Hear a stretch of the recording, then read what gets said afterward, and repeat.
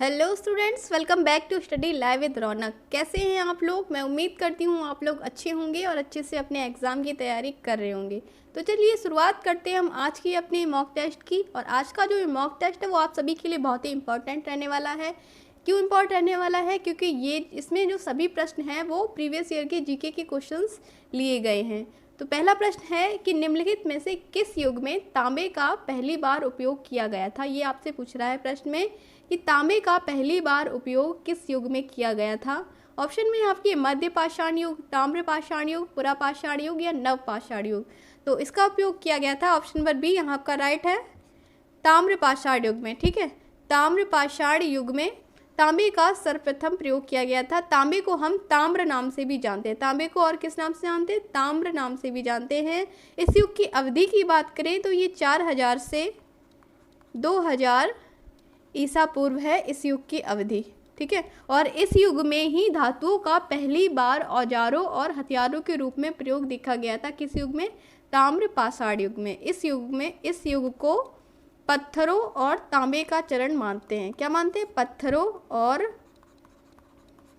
तांबे का युग माना जाता है ताम्र पाषाण युग को। ठीक है, तो यहाँ आपका राइट आंसर है ताम्र पाषाण युग में तांबे का पहली बार उपयोग किया गया था। चलिए नेक्स्ट क्वेश्चन पे चलते हैं और क्वेश्चन नंबर 2 हो जाएगा यहाँ पे आपका कि डलहौजी ने भारत में ब्रिटिश साम्राज्य के लिए और अवध को कब्जे में ले लिया था। ठीक है, क्वेश्चन के हिसाब से देखिए तो ये आपसे पूछ रहा है कि डलहौजी ने किस नीति के कारण अवध को कब्जे में ले लिया था, किस नीति से।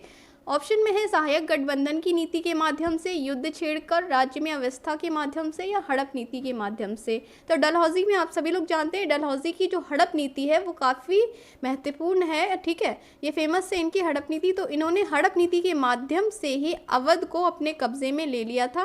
और कब लिया था? तो ये लिया था आपका 7 फरवरी 1856 ईस्वी में। ठीक है, 7 फरवरी 1856 ईस्वी में हड़प नीति के माध्यम से डलहौजी ने भारत में ब्रिटिश साम्राज्य को अवध को कब्जे में ले लिया था। इसे और किस नाम से जानते हैं? तो इसे डॉक्ट्रिन ऑफ लैप्स की नीति के नाम से भी जानते हैं। ये दोनों एक ही चीज़ है, डॉक्ट्रिन ऑफ लैप्स और हड़प नीति। किसकी है? डलहौजी की है। कब इन्होंने लागू की थी ये नीति? तो 7 फरवरी 1856 में, जब इन्होंने अवध पर कब्जा कर लिया था।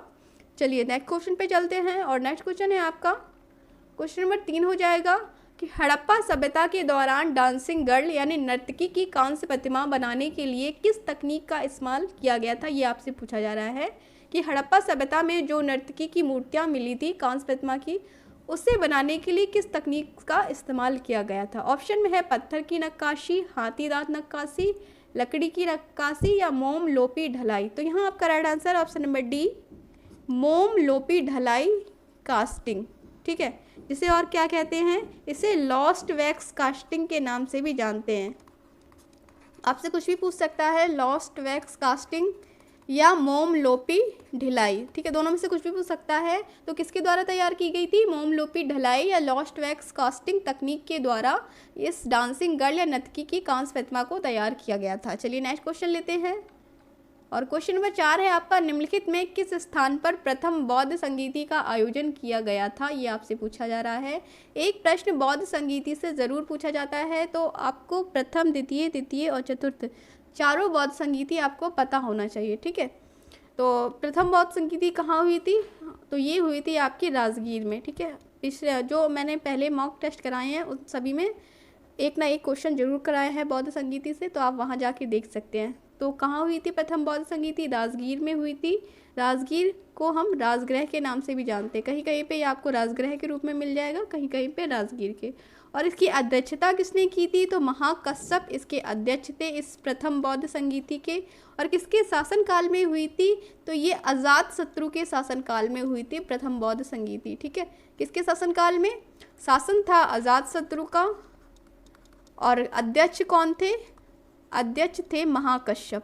महाकश्यप अध्यक्ष थे। राजगीर में हुई थी किसके शासनकाल में? अजातशत्रु की। चलिए नेक्स्ट क्वेश्चन पे चलते हैं और नेक्स्ट क्वेश्चन है आपका निम्नलिखित में कौन वह व्यक्ति है जिनका नाम देव नाम पिय या पियदस्सी था। ऑप्शन में है मौर्य सम्राट चंद्रगुप्त, मौर्य सम्राट अशोक, गौतम बुद्ध या भगवान महावीर। तो ये हैं आपके ऑप्शन नंबर बी, मौर्य सम्राट अशोक। ठीक है, मौर्य सम्राट अशोक को देव नाम प्रिय या प्रियदर्शी के नाम से जानते हैं, जिसका अर्थ होता है देवों का प्रिय। क्या होता है देव नाम प्रिय का? देवों का प्रिय, देवों का प्यारा। कौन? मौर्य सम्राट अशोक। ठीक है, मौर्य सम्राट अशोक को प्रियदर्शी या देव नाम प्रिय के नाम से भी जाना जाता था। नेक्स्ट क्वेश्चन पे चलते हैं, और नेक्स्ट क्वेश्चन है आपका कि दांडी नमक यात्रा के दौरान निम्नलिखित में किस सामाजिक कार्यकर्ता ने गांधी जी को आंदोलन जो थे उनको केवल पुरुषों तक सीमित ना रखने के लिए राजी किया था? ऑप्शन में है पंडिता रमाबाई, कमला देवी चट्टोपाध्याय, मैडम कामा, या इनमें से कोई नहीं। तो ये थी सामाजिक कार्यकर्ता कमला देवी चट्टोपाध्याय। ठीक है, कमला देवी चट्टोपाध्याय ने गांधी जी को आंदोलनों को केवल पुरुषों तक सीमित रखने के लिए राजी किया था। ठीक है, इनका मानना था कि महिलाओं को भी इसमें बढ़ चढ़कर हिस्सा लेना चाहिए। चलिए नेक्स्ट क्वेश्चन लेते हैं, और क्वेश्चन नंबर 7 है आपका निम्नलिखित में कौन सी घटना की प्रतिक्रिया में भारत छोड़ो आंदोलन चलाया गया था? ऑप्शन में है आपका cabinet mission plan, Wavell plan, Simon commission report, या क्रिप्स मिशन की विफलता। तो यहाँ पर आपका राइट आंसर है ऑप्शन नंबर डी। भारत छोड़ो आंदोलन की शुरुआत जो हुई थी वो किस कारण हुई थी? तो वो हुई थी क्रिप्स मिशन की विफलता के कारण। कब शुरुआत हुई थी भारत छोड़ो आंदोलन की? तो 8 अगस्त 1942 में भारत छोड़ो आंदोलन की शुरुआत की गई थी, और इसे अगस्त क्रांति के नाम से भी जानते हैं।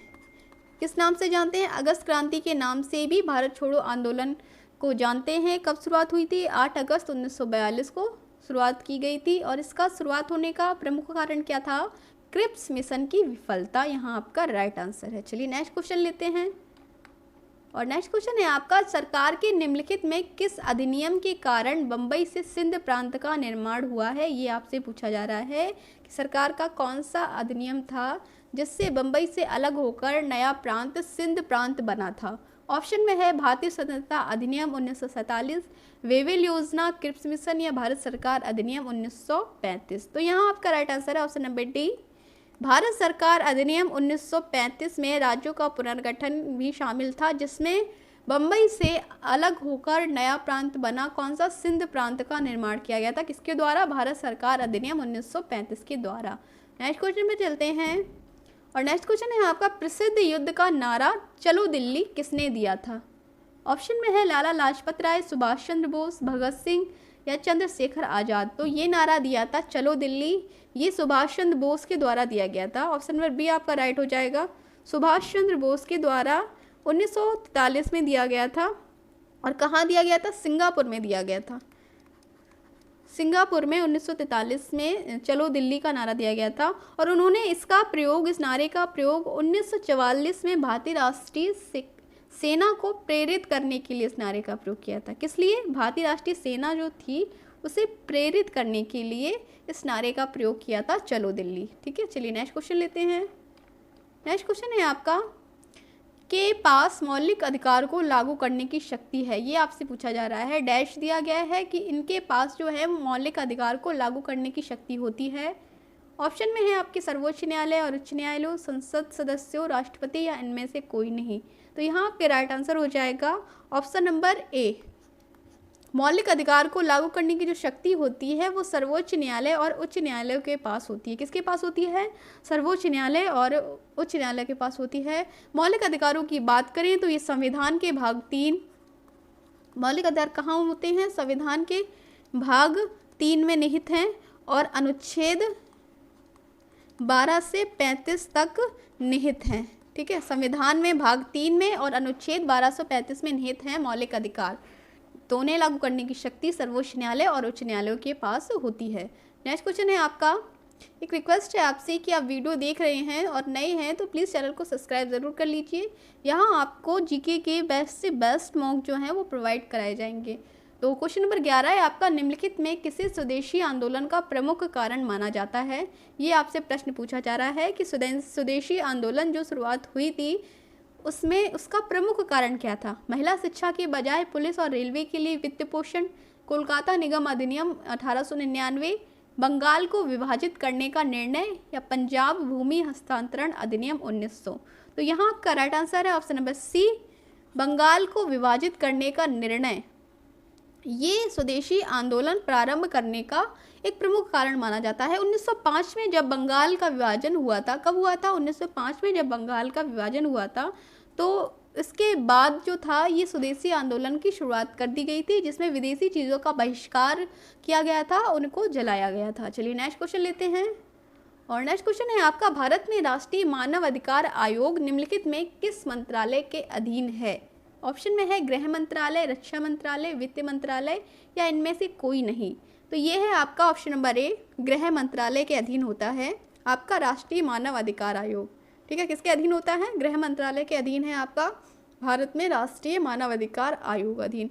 अब आपको मुझे कमेंट में ये बताना है, कमेंट ज़रूर करिएगा अगर आपको पता है कि राष्ट्रीय मानव अधिकार दिवस कब मनाया जाता है। क्या राष्ट्रीय मानव अधिकार दिवस जो है वो किस तारीख को मनाया जाता है, ये आपको मुझे कमेंट में बताना है। जिसको भी पता है प्लीज़ कमेंट ज़रूर करिएगा।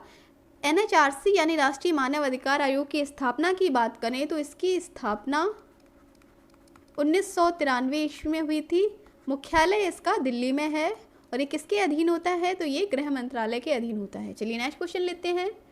और क्वेश्चन नंबर 13 है आपका, निम्नलिखित में कौन सा अनुच्छेद भारतीय संविधान में सर्वोच्च न्यायालय की स्थापना और गठन के बारे में है? ये आपसे क्वेश्चन पूछ रहा है कि कौन सा अनुच्छेद जो है वो भारतीय संविधान में सर्वोच्च न्यायालय की स्थापना और गठन के बारे में है।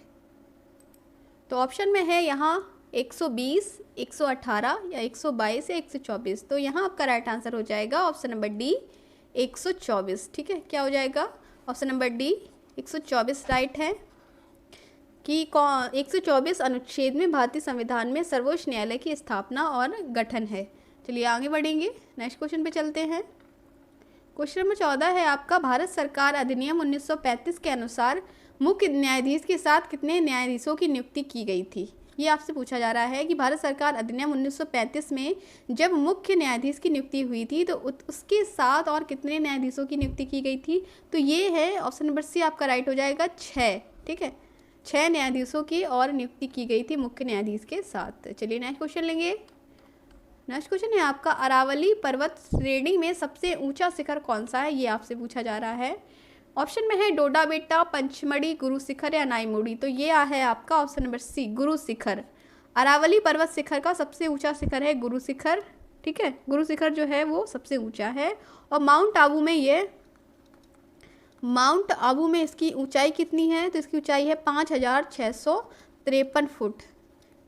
ठीक है, अगर इसकी ऊंचाई बात करते हैं माउंट आबू में तो कितनी है? 5653 फुट है गुरु शिखर की ऊंचाई, जो कि अरावली पर्वत श्रेणी की सबसे ऊंची चोटी है। चलिए नेक्स्ट क्वेश्चन पे चलते हैं। नेक्स्ट क्वेश्चन है आपका, भरतपुर में स्थित पक्षी अभ्यारण्य का राष्ट्रीय उद्यान का नाम क्या है? ये आपसे पूछा जा रहा है।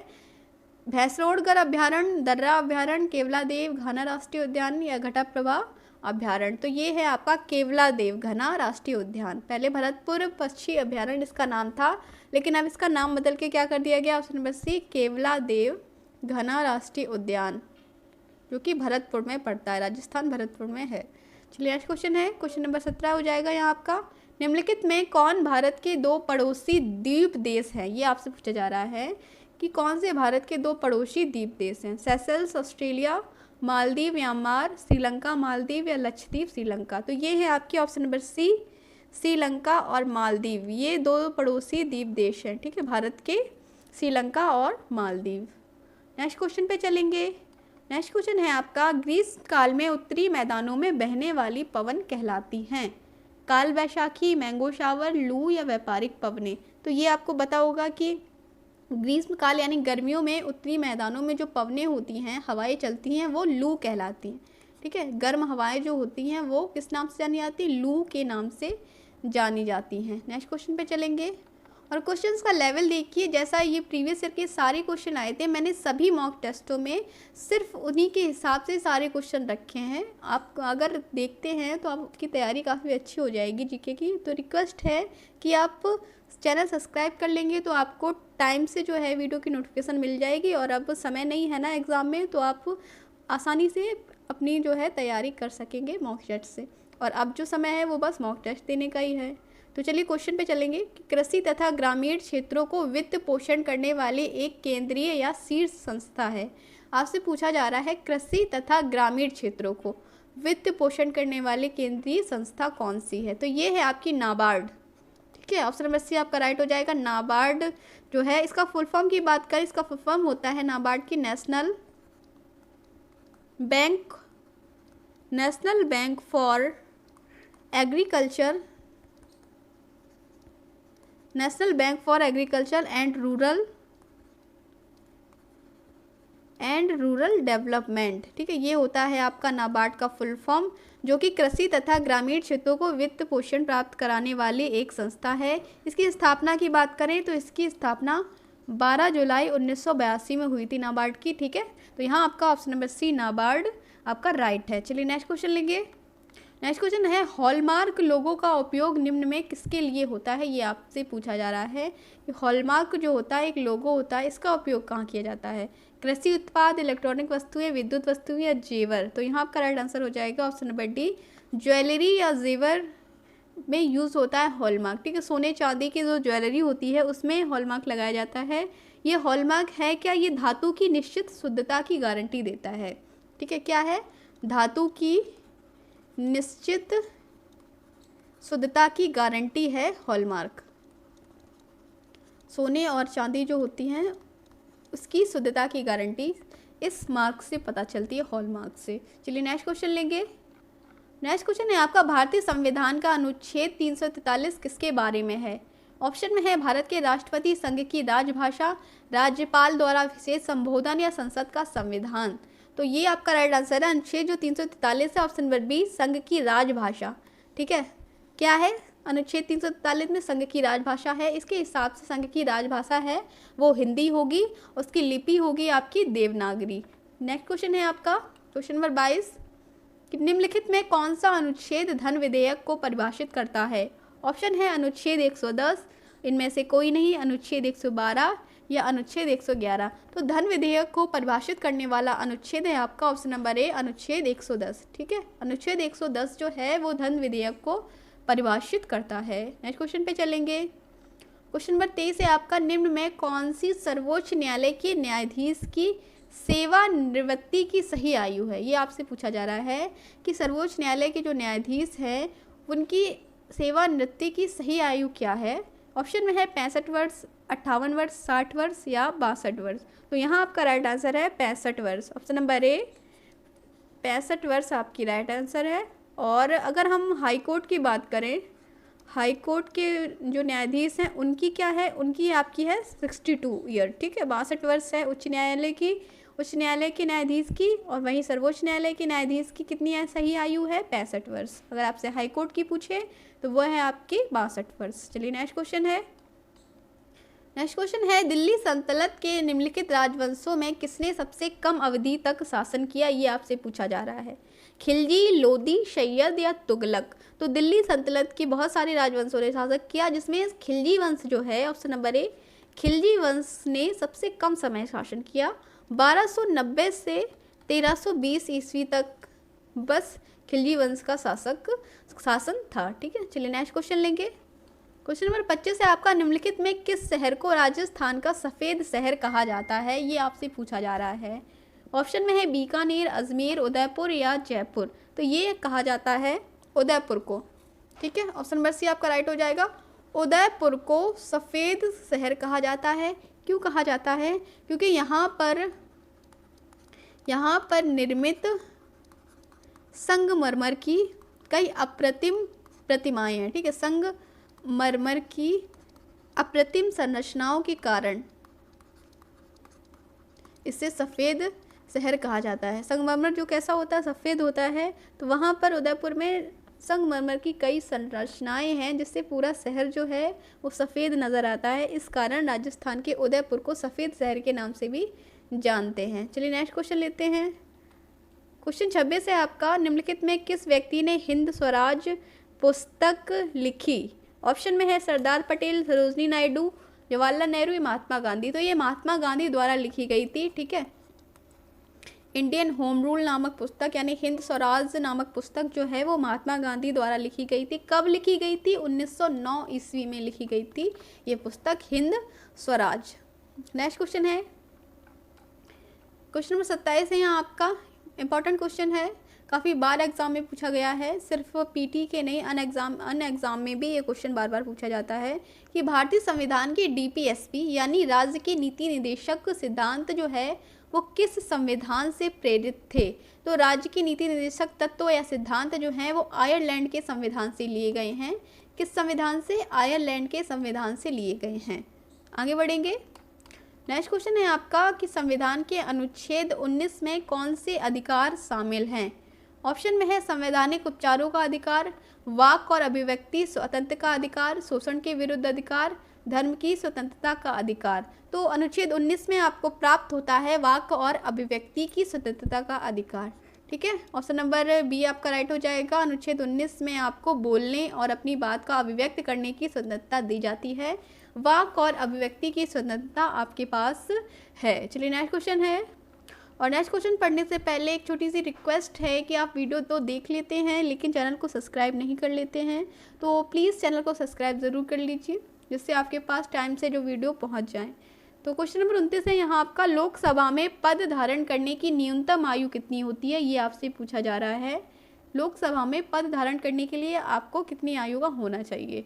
तो आपको होना चाहिए ऑप्शन नंबर सी 25 वर्ष का तो कम से कम होना चाहिए आपको लोकसभा में पद धारण करने के लिए। वहीं अगर हम राज्यसभा की बात करते हैं तो राज्यसभा में आपको 30 वर्ष का होना ज़रूरी है। ठीक है, लोकसभा के लिए 25 वर्ष और राज्यसभा के लिए 30 वर्ष की आयु होनी आवश्यक है। चलिए आगे क्वेश्चन पे चलते हैं, और नेक्स्ट क्वेश्चन है किस दिन को भारतीय वायुसेना दिवस के रूप में मनाया जाता है। तो ये हाल ही में अभी मनाया गया था 8 अक्टूबर को। ऑप्शन नंबर सी आपका राइट हो जाएगा। अभी हाल ही में 8 अक्टूबर को भारतीय वायुसेना दिवस मनाया गया था, और भारतीय वायुसेना ने अपना 2023 में 91वां, ठीक है, कितना 91वां स्थापना दिवस मनाया है 2023 में, जो अभी हाल ही में वायुसेना दिवस आया था। तो ये 2023 को 91वें नंबर का स्थापना दिवस भारतीय वायुसेना दिवस ने मनाया था। चलिए आगे बढ़ेंगे, और क्वेश्चन नंबर 31 है आपका, निम्नलिखित में 2014 में बनाया गया भारत का 29वां राज्य कौन सा है। तो ये है आपका भारत का 29वां राज्य जो है वो तेलंगाना है। ठीक है, कौन सा है? ऑप्शन नंबर आपका राइट है, तेलंगाना जो है भारत 2014 में बनाया गया था। 2 जून 2014 को भारत का 29वां राज्य का निर्माण किया गया था तेलंगाना का, जो आंध्र प्रदेश के उत्तर पश्चिमी हिस्से को अलग करके बनाया गया था। किससे बनाया गया था? आंध्र प्रदेश के उत्तर पश्चिमी हिस्से को अलग करके इसका निर्माण किया गया था। हिस्से को अलग करके तेलंगाना का निर्माण किया गया था 2014 में। चलिए आगे बढ़ेंगे, क्वेश्चन नंबर 32 पे हैं कि हिमाचल प्रदेश में 21 दिवसीय संयुक्त अभ्यास वज्र प्रहार 2022 किन देशों के बीच संपन्न हुआ, ये आपसे पूछा जा रहा है। ये है तो प्रीवियस ईयर का क्वेश्चन, इसलिए इसमें प्रीवियस ईयर 2022 की बात हो रही है। तो ये हुआ था भारत और संयुक्त राज्य अमेरिका के मध्य। ठीक है, किसके बीच हुआ था? भारत और संयुक्त राज्य अमेरिका के मध्य 21 दिवसीय संयुक्त अभ्यास वज्र प्रहार 2022 संपन्न हुआ था। कहाँ पर हुआ था? हिमाचल प्रदेश के बकलोह में। हिमाचल प्रदेश के बकलोह में हुआ था, और ये इन प्रहार का जो था वो कौन सा संस्करण था? तो 13वां संस्करण था। ठीक है, अगर बात करते हैं कौन सा संस्करण था, तो ये 13वां संस्करण हुआ था। चलिए नेक्स्ट क्वेश्चन लेंगे, और क्वेश्चन नंबर 33 है, जागृति निम्नलिखित में से किस क्षेत्र से संबंधित शुभंकर है, ये आपसे पूछा जा रहा है। आयकर, उपभोक्ता जागरूकता, जलवायु परिवर्तन या क्रिप्टो मुद्रा। तो ये है आपका जागृति जो है वो उपभोक्ता को जागरूक करने के लिए शुभंकर बनाया गया है। किसे? उपभोक्ता को जागरूक करने के लिए जागृति नामक शुभंकर बनाया गया है। चलिए नेक्स्ट क्वेश्चन लेंगे। नेक्स्ट क्वेश्चन है आपका, निम्नलिखित में कौन सी इजराइल की राजधानी है। राजधानी और मुद्रा से भी ये क्वेश्चन जरूर आता है, तो आप राजधानी और मुद्रा जरूर अच्छे से पढ़ के जाइएगा। तो इजराइल की राजधानी है आपकी जेरूसलम। ठीक है, यरूशलेम या जेरूसलम जो होती है वो इजराइल की राजधानी है। और भाषा की बात करें तो भाषा है यहाँ की हिब्रू। ठीक है, और मुद्रा है इजरायली शेकेल। इजरायली शेकेल मुद्रा है इजराइल की। नेक्स्ट क्वेश्चन है आपका कि उस जंगल का नाम बताइए जिसे पृथ्वी ग्रह के फेफड़े के रूप में जाना जाता है। ऑप्शन में है टैगा वन, टुंड्रा वन, अमेजन वर्षा वन या उत्तर पूर्वी भारत के वर्षा वन। तो ये हैं आपकी अमेजन के वर्षा वन। ऑप्शन नंबर सी अमेजन के वर्षा वन, जो कि बहुत ही बड़े वन हैं, उन्हें पृथ्वी ग्रह के फेफड़ों के रूप में जाना जाता है। यह पृथ्वी को कुल ऑक्सीजन का 20% देते हैं। कितना? 20%। जो कितने ऑक्सीजन है पृथ्वी के पास उसका 20% इन वनों से आता है, अमेजन वर्षा वन से। नेक्स्ट क्वेश्चन है आपका, विश्व को कितने प्रमुख काल क्षेत्रों में विभाजित किया गया है? ये आपसे पूछा जा रहा है, 12, 30 या 24। तो ये विभाजित किया गया है 24 काल क्षेत्रों में। टाइम जोन है। ऑप्शन नंबर सी आपका राइट है। विश्व को कम से कम 24 प्रमुख काल क्षेत्रों में विभाजित किया गया है। नेक्स्ट क्वेश्चन यहाँ आपका आ जाएगा कि अंतरिक्ष में जाने वाली भारतीय मूल की दूसरी अमेरिकी महिला अंतरिक्ष यात्री कौन थी? श्रेया बांदला, कल्पना चावला, शिरीषा बांदला या ऋतु कारीधाल? तो ये आपकी थी option number C, Shirisha Bandla. Shirisha Bandla जो हैं वो भारतीय मूल की दूसरी अमेरिकी महिला हैं जो अंतरिक्ष यात्री बनी हैं। चलिए आगे क्वेश्चन लेंगे। और नेक्स्ट क्वेश्चन है, अंतर्राष्ट्रीय जैव विविधता दिवस किस तारीख को मनाया जाता है? डे, इंपॉर्टेंट डे से भी ये क्वेश्चन आता है, तो ये भी आप पढ़ के जाइएगा। तो अंतर्राष्ट्रीय जैव विविधता दिवस जो मनाया जाता है वो मनाया जाता है आपका ऑप्शन नंबर बी 22 मई को। कब मनाया जाता है? 22 मई को मनाया जाता है। और इस बार की 2023 की थीम अगर आपसे पूछ ली जाए, हो सकता है करंट में आपसे थीम भी पूछ सकते हैं, तो थीम थी समझौते से कार्रवाई, समझौते से कार्रवाई, जैव विविधता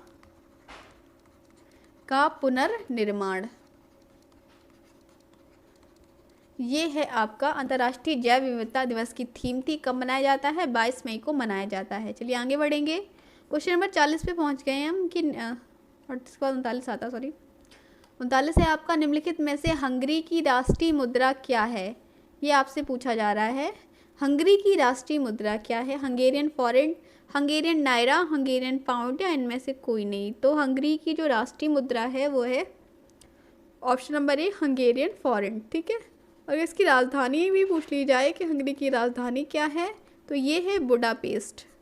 क्या है हंगरी की राजधानी? तो हंगरी की राजधानी है बुडापेस्ट। नेक्स्ट क्वेश्चन है, अंतर्राष्ट्रीय ओलंपिक समिति का मुख्यालय कहाँ है? यूएसए, स्विट्जरलैंड, जर्मनी या इनमें से कोई नहीं? तो अंतर्राष्ट्रीय ओलंपिक समिति का जो मुख्यालय है वह है ऑप्शन नंबर बी, स्विट्जरलैंड में। स्विट्जरलैंड में है, स्विट्जरलैंड के लॉसने में है। ठीक है, स्विट्जरलैंड के लॉसने में है अंतर्राष्ट्रीय ओलंपिक समिति का मुख्यालय। कमेंट में बताइएगा, कमेंट में बताइएगा अंतर्राष्ट्रीय न्यायालय का मुख्यालय कहाँ है? अंतर्राष्ट्रीय न्यायालय का मुख्यालय कहाँ है? ये आपको मुझे कमेंट में बताना है, क्योंकि ये क्वेश्चन भी आपका प्रीवियस ईयर में आया था, इसलिए आपको इसका मुझे कमेंट करना पड़ेगा। अगर आपको पता है तो आप बताना, नहीं तो मैं कमेंट पिन कर दूंगी। नेक्स्ट क्वेश्चन है, क्वेश्चन नंबर 41 है आपका, निम्नलिखित में किसने प्रसिद्ध पुस्तक पावर ऑफ द माइंड लिखी है? ऑप्शन में है महात्मा गांधी, स्वामी विवेकानंद, गुलजार या रविन्द्रनाथ टैगोर। तो ये लिखी गई है option number B, Swami Vivekananda के द्वारा। पावर ऑफ माइंड जो पुस्तक है वो स्वामी विवेकानंद के द्वारा लिखी गई है। ठीक है, चलिए नेक्स्ट क्वेश्चन लेते हैं। क्वेश्चन नंबर 42 हो जाएगा, संगाई महोत्सव निम्नलिखित में किस राज्य में आयोजित किया जाता है? मणिपुर, तमिलनाडु, मेघालय या असम? तो यहाँ आपका राइट आंसर हो जाएगा ऑप्शन नंबर ए, मणिपुर में संगाई महोत्सव आयोजन किया जाता है। और ये इस उत्सव का नाम जो है संगाई, ये वहाँ के राजकीय पशु के नाम पर मनाया जाता है। ठीक, किसके नाम पे? राजकीय पशु के नाम पर। जो वहाँ का राजकीय पशु कौन सा है? संगाई, उसके नाम पे इस महोत्सव का नाम रखा गया है, संगाई महोत्सव, जो कि मणिपुर में मनाया जाता है। अगला क्वेश्चन है आपका, डॉक्टर राजेंद्र प्रसाद स्मृति पुरस्कार निम्नलिखित में किस क्षेत्र से संबंधित है? बैंकिंग, इनमें से कोई नहीं, समाज सेवा या लोक प्रशासन? तो ये दिया जाता है राजेंद्र प्रसाद स्मृति पुरस्कार ऑप्शन नंबर डी, लोक प्रशासन में उत्कृष्ट कार्यों में। किसमें दिया जाता है? लोक प्रशासन में उत्कृष्ट कार्यों में दिया जाता है आपका राजेंद्र प्रसाद स्मृति पुरस्कार। नेक्स्ट क्वेश्चन है आपका, ग्लोबल हंगर इंडेक्स 2023 में भारत को 125 देशों में कौन सा स्थान प्राप्त हुआ है? ये आपसे पूछा जा रहा है, करंट का क्वेश्चन है, इसलिए थोड़ा ध्यान दीजिएगा। कि ग्लोबल हंगर इंडेक्स 2023 में भारत का जो स्थान है वो काफ़ी दयनीय है। ऑप्शन नंबर डी यहाँ आपका राइट है, 111 नंबर है। भारत के जो पड़ोसी देश हैं उससे भी ज़्यादा हालत दयनीय है भारत की, क्योंकि भारत के पड़ोसी देश हैं उनकी जो रैंक है वो भारत से काफ़ी अच्छी है, और जो भारत की रैंक है वो 111 मिली है। तो काफ़ी सोचने वाली बात है कि 125 में एक भारत जो है वो 111 नंबर पे आ रहा है भुखमरी सूचकांक में। ठीक है, नेक्स्ट क्वेश्चन है कि हाल ही में आपदा जोखिम न्यूनीकरण के लिए अंतर्राष्ट्रीय दिवस कब मनाया गया है, ये आपसे पूछा जा रहा है। तो ये मनाया गया है 13 अक्टूबर को। ऑप्शन नंबर ए आपका राइट है, 13 अक्टूबर को हाल ही में आपदा जोखिम न्यूनीकरण अंतर्राष्ट्रीय दिवस मनाया गया था। और इसकी 2023 की थीम बहुत ज़रूरी होता है, क्योंकि करंट में वो आपसे कुछ भी पूछ सकते हैं। लचीले भविष्य थीम थी 2023 की अंतर्राष्ट्रीय आपदा जोखिम न्यूनीकरण की लचीले भविष्य के लिए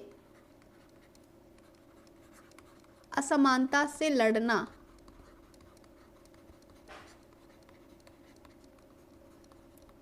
ये थीम थी आपकी आपदा जोखिम न्यूनीकरण 2023 की, जो कि हाल ही में 13 अक्टूबर को मनाया गया है। नेक्स्ट क्वेश्चन है आपका, हाल ही में किसे लॉरियंस के एम्बेसडर के रूप में सम्मानित किया गया है। तो ये किया गया है आपके नीरज चोपड़ा जी को। ठीक है, ऑप्शन नंबर ए आपका राइट है, नीरज चोपड़ा जी को लॉरियंस के ब्रांड एम्बेसडर के रूप में सम्मानित किया गया है। नेक्स्ट क्वेश्चन यहाँ पे लेंगे अब कि हाल ही में भारत का पहला वेटलैंड शहर कौन सा बनेगा, ये आपसे पूछा जा रहा है। उदयपुर, जयपुर, हैदराबाद या झारखंड। तो ये आपका बना है ऑप्शन नंबर ए उदयपुर, जिन्हें झीलों का शहर भी बोला जाता है। उदयपुर को क्या बोला जाता है, झीलों का शहर भी बोला जाता है। ये आपका बना है भारत का पहला वेटलैंड शहर। ठीक है, चलिए नेक्स्ट क्वेश्चन लेंगे। नेक्स्ट क्वेश्चन है, हाल ही में राष्ट्रीय क्रिकेट में सबसे ज़्यादा छक्के लगाने वाले खिलाड़ी कौन बने हैं। तो ये बने हैं हिटमैन, जैसे रोहित शर्मा। ऑप्शन नंबर है आपका राइट है, जिन्हें हिटमैन के नाम से भी जाना जाता है। रोहित शर्मा कुल सर्वाधिक अंतर्राष्ट्रीय क्रिकेट में, ठीक है, राष्ट्रीय नहीं, यहाँ पे अंतर्राष्ट्रीय आप लोग कर लेना, अंतर्राष्ट्रीय क्रिकेट में सबसे ज़्यादा छक्के लगाने वाले खिलाड़ी रोहित शर्मा ने बने, जो क्रिस गेल को इन्होंने पीछे छोड़ दिया है। अब ये जो है वो नंबर 1 खिलाड़ी बन गए हैं। नेक्स्ट क्वेश्चन है आपका, हाल ही में गंगा डॉल्फिन को किस राज्य का राज्य जलीय पशु घोषित किया गया है, ये आपसे पूछा जा रहा है। उत्तर प्रदेश, मध्य प्रदेश, सिक्किम या आंध्र प्रदेश। तो ये किया गया है उत्तर प्रदेश। ठीक है, ऑप्शन नंबर ए आपका राइट हो जाएगा। उत्तर प्रदेश में गंगा डॉल्फिन को राज्य का जलीय पशु घोषित कर दिया गया है। हाल ही में मुख्यमंत्री आदित्यनाथ योगी द्वारा इस बात की घोषणा की गई है कि गंगा डॉल्फिन जो है अब हमारी राज्य की जलीय पशु है। नेक्स्ट क्वेश्चन है, क्वेश्चन नंबर 50 है आपका कि निम्नलिखित में से किस राज्य में भारत के प्रथम अमृत सरोवर का उद्घाटन किया गया। ये आपसे क्वेश्चन में पूछा जा रहा है कि निम्नलिखित में किस राज्य में भारत के प्रथम अमृत सरोवर का उद्घाटन किया गया। ये भी आपका 2022 का क्वेश्चन है। तो भारत के प्रथम अमृत सरोवर का उद्घाटन उत्तर प्रदेश में किया गया था। कब किया गया था, उत्तर प्रदेश में किया गया था 13 मई 2022 में।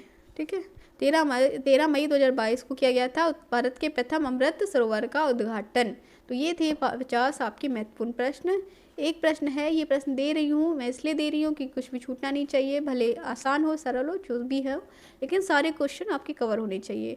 निमोनिया मानव शरीर के निम्नलिखित में किस अंग को प्रभावित करता है, ये आपसे पूछ रहा है। तो इसका आपको मुझे कमेंट में बताना होगा। ठीक है, आंसर कमेंट करिएगा कि निमोनिया जो बीमारी है वो मानव शरीर के किस अंग को प्रभावित करती है। कमेंट जरूर करिएगा और अपना स्कोर जरूर बताइएगा कि आपके 50 आउट ऑफ कितने बने हैं आज के मॉक टेस्ट में। ठीक है, तो एक रिक्वेस्ट है, जैसा कि आप देख रहे हैं, subscribe, like, share and comment. Comment में आप अपने आंसर, अपने सजेशन कमेंट कर सकते हैं और अपने फ्रेंड के साथ शेयर करिए वीडियो। ठीक है, एक रिक्वेस्ट है, प्लीज़ सब्सक्राइब ज़रूर कर लीजिए, क्योंकि आप लोग वीडियो देख लेते हैं और सब्सक्राइब करना भूल जाते हैं। तो प्लीज़ सब्सक्राइब ज़रूर कर लीजिए, अपना सपोर्ट दीजिए, क्योंकि आपका सपोर्ट हमें और कुछ बेहतर करने का अवसर देगा। तो चलिए फिर मिलते हैं एक नई वीडियो के साथ, तब तक के लिए नमस्कार, take care and good bye.